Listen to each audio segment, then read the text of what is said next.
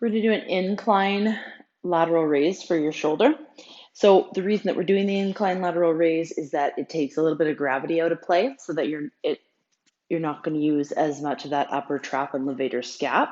Okay. Um, It'll target just that medial delt for you. So placement is everything. We're going to make sure the incline bench is at 45. Your knee is nice and secure. Your hips are in line, so you don't want to be sinking down here like so. You want to be sitting up nice and straight. That bottom leg is the leg that matters where it's positioned. So you want to be nice and straight through the back, gently flexing the glutes and the core evenly, gently being the word. Okay, we're going to hold on once that armpit is over top of the incline bench. Hold on for some stability here, keeping that chin gently tucked so that your earlobe is back between the shoulder blades. If this is hard on your neck, you can always look down. It will take some strain off of anything that you might be feeling. So lateral raise, we want to keep the elbow slightly bent, okay?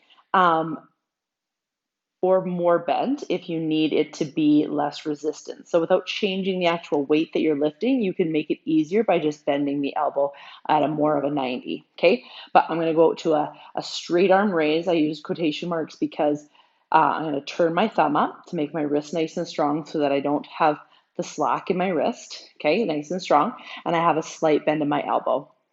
I'm only gonna be coming up to where I start to feel that delt wants to stop working and up here wants to kick in, okay?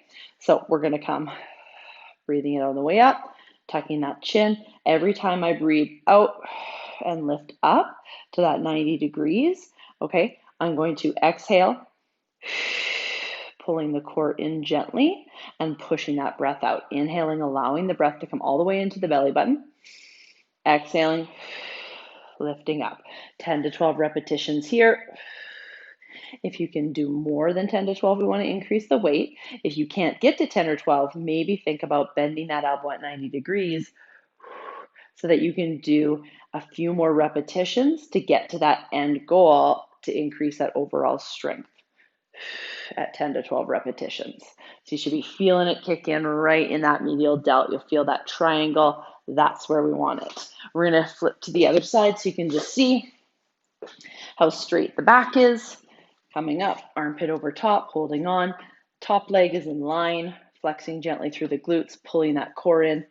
Arm is here, so my elbow is in line with my armpit, staying nice and straight. You don't want to let that shoulder roll forward. Turn that thumb up. I'm going to bend that arm at 90 degrees so you can see a couple here. Keeping that chin tucked. Breathe out. Inhale as I go down. Feeling it right in that medial delt. Remembering that chin to be tucked, earlobes between shoulder blades.